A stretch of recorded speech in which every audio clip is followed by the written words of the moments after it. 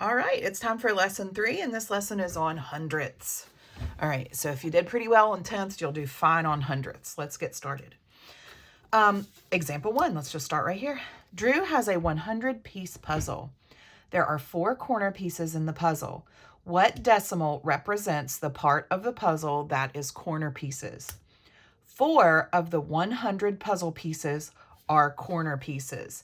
Shade 4 of the 100 parts. So that's just these 4 little tiny areas that I would shade, okay? So I'm going to use a place value chart. It says write 4 hundredths in the place value chart. If you remember what I've told you in the previous lessons, whatever the last place value you say is where your last digit goes. So if I say 4 hundredths, my last digit is a 4, and it goes in the hundredths place. And then I fill in the rest with zeros. So I would read this decimal as 4 hundredths. There are 0 whole grids shaded. There are 4 hundredths shaded. So 0.4 or 4 hundredths of the puzzle pieces are corner pieces. Okay, let's move along. Example 2, it rained 13 of the past 100 days. What part of the days did it rain? Write as a decimal. Use a model. So they've got our model over here. The model shows 13 parts of 100 that are shaded. The model shows 13 out of 100. 13 out of 100 equal parts is 13 hundredths. So I'm going to skip right here, and I'm going to write it in this place value chart first so that I can show you what I just said about the last digit going in the place value that you say, how that works out. So if I say 13 hundredths, the last digit of my number is going to go in the hundredths place. That 3 needs to be a 13, and then I fill in the rest with zeros. So 13 out of 100 equal parts is 13 hundredths, or 0.13.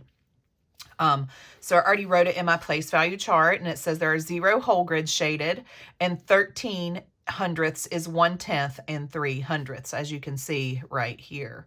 1/10 is colored in, and then 3 hundredths is colored in.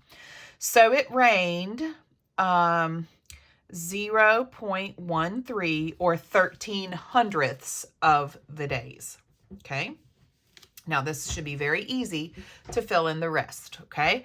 How many of these do I have shaded in? I have 2. Let's go back and think about these as fractions as we did in the last lesson. I have 2 in my part and 100 in my whole. So I have 2 100ths.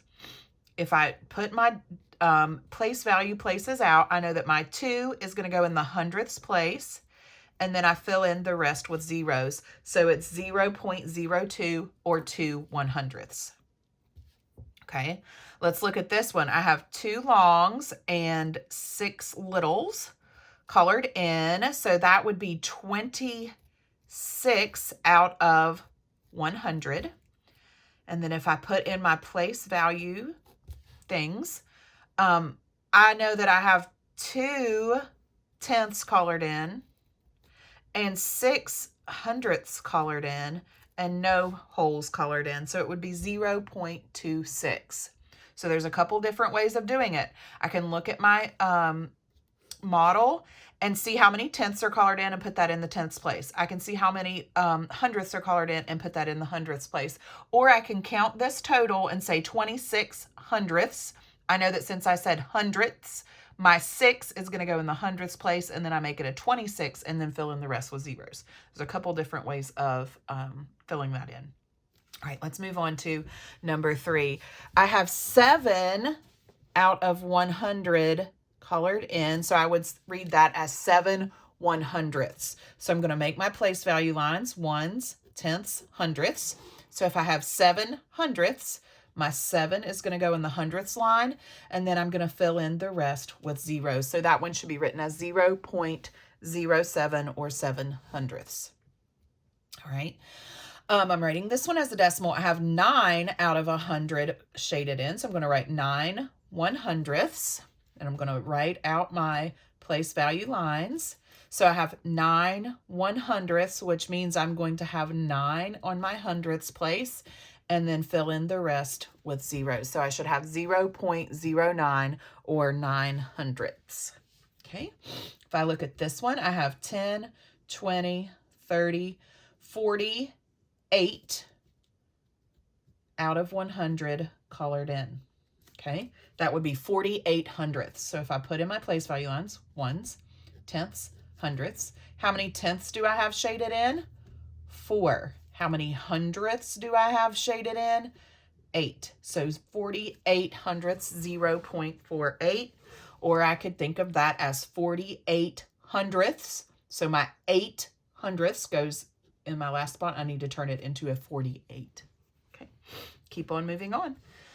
Okay, on this one, I have 10, 20, 30, 40, 59 out of 100 colored in. Okay, so that's 59 hundredths. So I'm going to draw out my place values, or ones, tenths, hundredths. So I'm going to say 5 tenths are shaded in, and 9 hundredths are shaded in, and 0 wholes are shaded in. Or I could think of it, like I said before, as 59 hundredths, and then fill that in as 59. Okay, moving along. On this one, I have 10, 20, 30, 40, 50, 60, 71 out of 100 shaded in. So I'd read that as 71 hundredths. So I'm going to put it on my place value lines, ones, tenths, hundredths. So 7 tens, 1 hundredth, and 0 wholes, or 71 hundredths. Okay. On the next one, I have 96 out of 100 shaded in, or 96 hundredths. So ones, tenths, hundredths. 9 tenths, 6 hundredths, and 0. 96 hundredths. And I know that I say hundredths at the end of each of these because that's where my numbers end. They end in the hundredths place. So 7 hundredths, 9 hundredths, 48 hundredths, 59 hundredths, 71 hundredths, 96 hundredths. Wherever the place value that your decimal ends in, that's what you say at the end of it. Okay. Now I want to write a decimal for each part of a dollar shown. Okay. Now looking at all of these, I don't have a full dollar, so I know all of these are going to be $0. So I'm going to say 0 point, 0 point, 0 point, 0 point. I know that it's going to be $0. Now, you have to know your coin values in order to do this. So if you don't know your coin values, that's something that you really need to practice. Okay. I see on this one that I have 4 dimes. 1, 2, 3, 4 dimes. So that's 10, 20, 30, 40, and 2 pennies, which is 42 cents. That's 42 out of $1, or 0.42, or 42 hundredths. Okay, there's lots of different ways of saying that.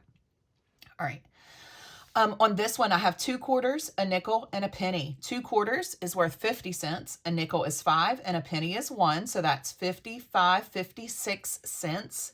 And I would write that as 0.56 or 56 hundredths of a dollar. Okay. Here I have 2 quarters, 2 dimes, and 3 pennies. So that's 50, 60, 70, 71, 72, 73 cents. And I'd write that as 0.73.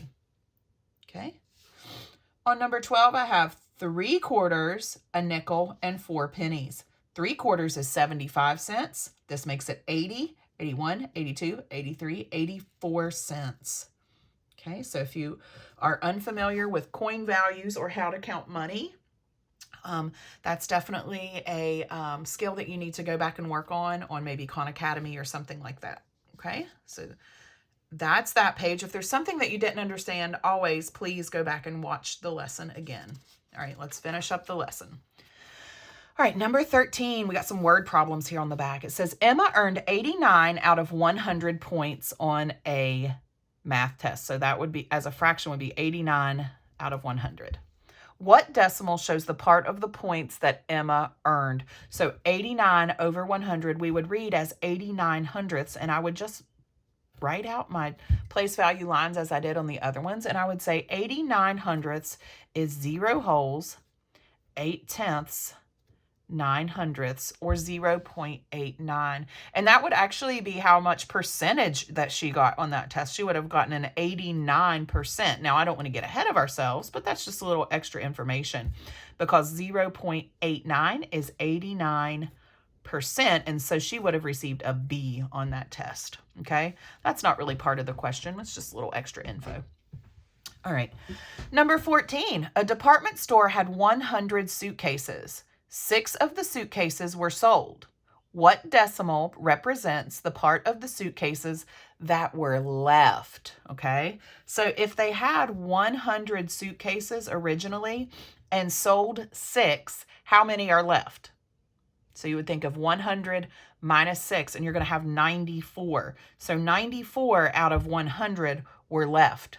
Okay, so as a decimal, I'm going to say ones, tenths, and hundredths, 94 hundredths. So the whole wasn't left. It's 9 tenths and 4 hundredths, 94 hundredths. Okay. Number 15, Benna received the coins shown as change after buying pencils at the school store. What part of a dollar are the coins? So if I count these up, I've got 25, 35, 36. I've got 36 cents out of 100 whole in a dollar. Okay, so I would just fill in my place value lines. There's not a whole dollar. There's 3 tenths and 6 100ths, or 36 100ths. So you've got 36 cents left.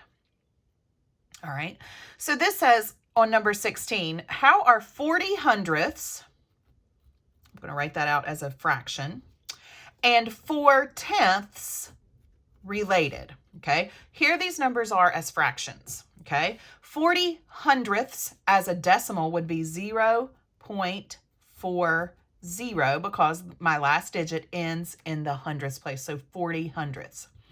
4 tenths, my 4 needs to be in the tenths place, so it would be 0.4. Okay, let's think about this as a model. So let's say we've got our model 1, 2, 3, 4, 5, 6, 7, 8, 9. Okay, let's shade in first 4 tenths. So I would shade in 4 of my tenths. Okay, now if I shaded in 40 out of 100, all I'm doing is just dividing this up in a different way.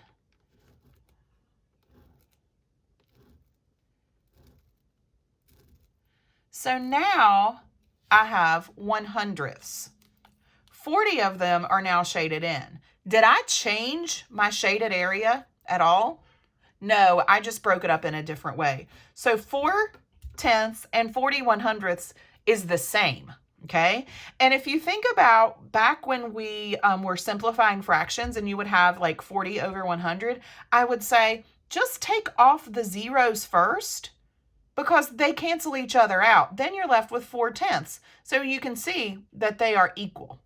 Okay, so I showed you a couple different ways of how these are the same. I showed you as a fraction, I showed you as a decimal, and I gave you the model. Okay. I've actually told you in previous lessons also that if your fraction ends with, or no, I'm sorry, not your fraction, but your decimal, if it ends with a 0 after the decimal, that 0 isn't necessarily important. Okay, you could actually take off that 0 and it would still be the same value. Okay. Number 17, how can I use decimal grids to model hundredths? Explain how a number line could be used to model hundredths. Well, I actually just used a grid to show you how to model hundredths. I divided it into 100 equal areas, and then I colored in how many it said to do. So if it's 40 out of 100, you would shade in 40 of those little squares. You could use a number line the same way, but your number line, if you drew a number line, you would have to divide it. Say this was 0 and this was 1. You would have to divide it into 100 equal areas. Or let's say you divided it into 10 equal areas. Let me make sure I did this right. 1, 2, 3, 4, 5, 6, 7, 8, 9, 10.